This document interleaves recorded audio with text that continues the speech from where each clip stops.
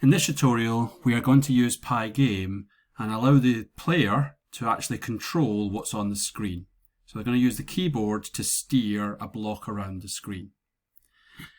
Just a reminder that this is what our PyGame setup and game loop looks like. We have some initial code to get things up and running, and then we have a loop called the event loop, which checks what the user's done, changes things like position of objects, draws them, and then flips them onto the screen so that the user can see what's happening. At some point, there's then an exit from the loop, which then closes the game down. So we're going to use this as our template, our model for what's going on. And we're going to start off with a Replit project that has some, but not all, of this code in place. So I'm switching into Replit here. I'm going to go to Teams and Birkdale School, and I'm looking for exercise or project number 3, tracking keyboard control.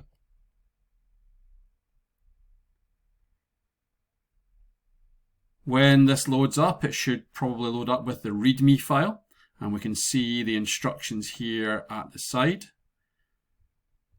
But what we normally do is follow the instructions to then go to main.py and do some of these things. So we're going to go and have a look at the pre-loop code and see if we can get it to look like this. So first thing is, this code should run correctly, assuming everything has gone well. It will create a PyGame window and it will draw an object on there.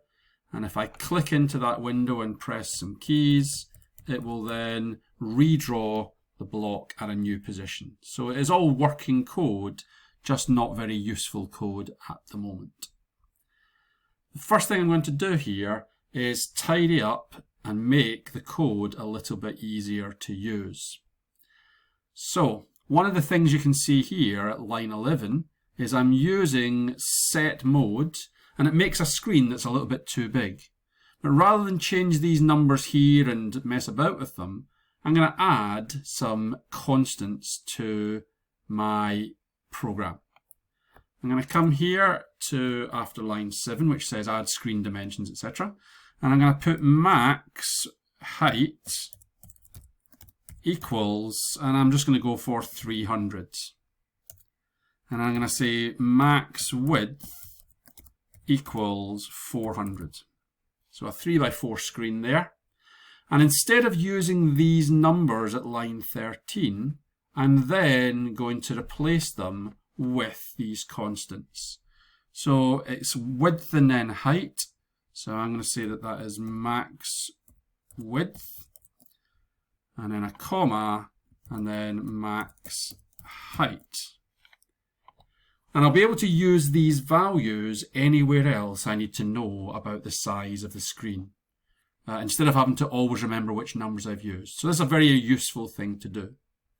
Now, while we're on the subject of making code a little bit more readable, we have here while true at line 16. This is our game loop.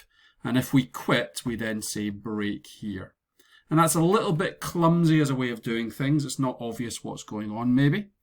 So we're going to change this, and we're going to say, before we start the loop, the game is not done. So done equals false. And notice false here is coming red underlined, and that's because it should have a capital F. Capital F turns blue, that's what we're looking for. So done starts out with false. We're not done yet, so done is false. And then we can say, instead of while true, we can say while we're not done. While we're not done, keep on running the game.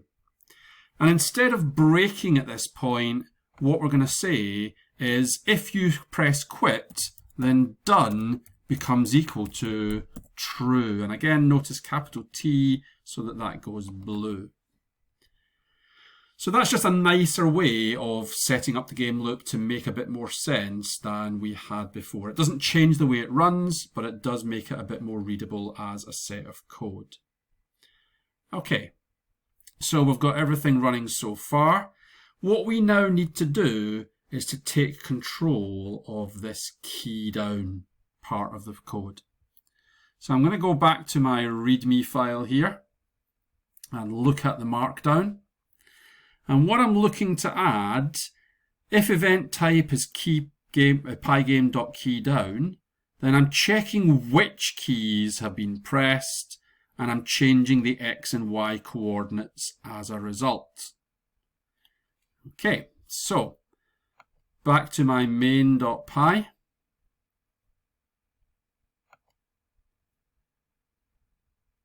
And I want to go in here at line 24.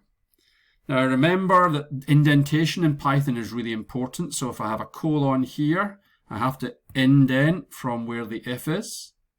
And I'm going to say here, well, if I've pressed a key, I need to look at each key. I need to see which keys have been pressed.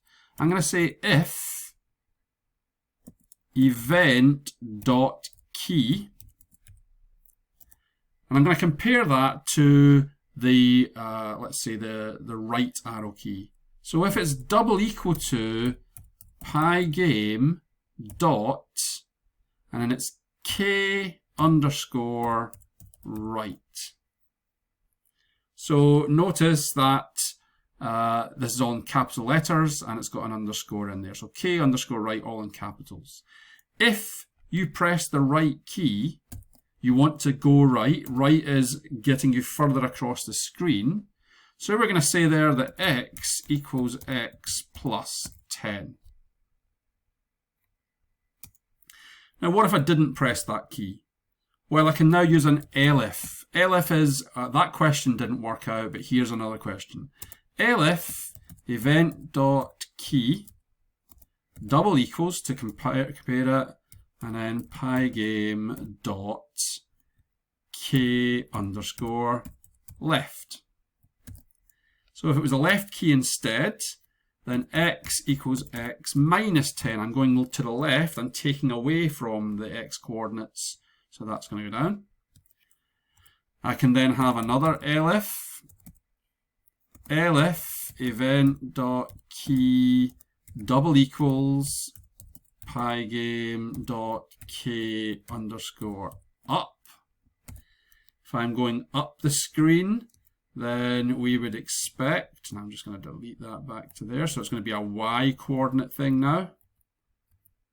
Y is Y plus 10, and then elif event dot key double equals pygame dot K underscore down. Notice all these capital letters.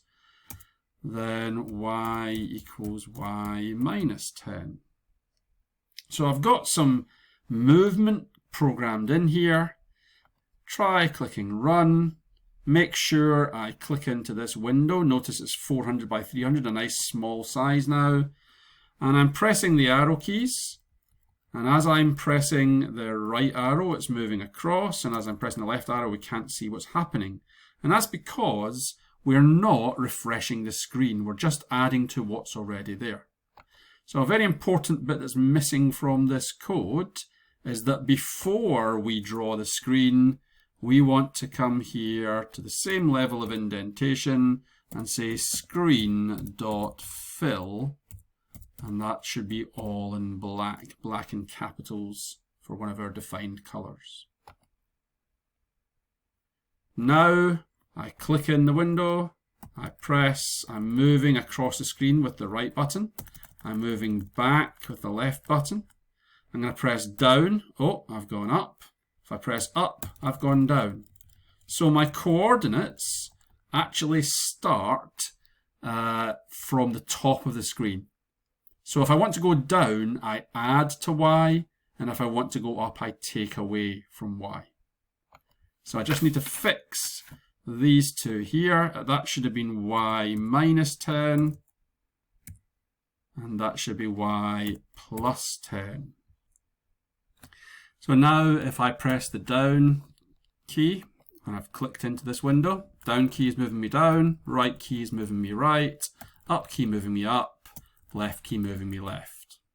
So it's all looking good. There is a little problem, of course. If I keep going left, I will disappear off the edge of the screen. And I have to use the right key to move back on. If I go up too far, I disappear off the top of the screen. And so on. So I've got the possibility of going off the screen at any of the different edges. So this is something that we will fix in the next chapter of this tutorial system.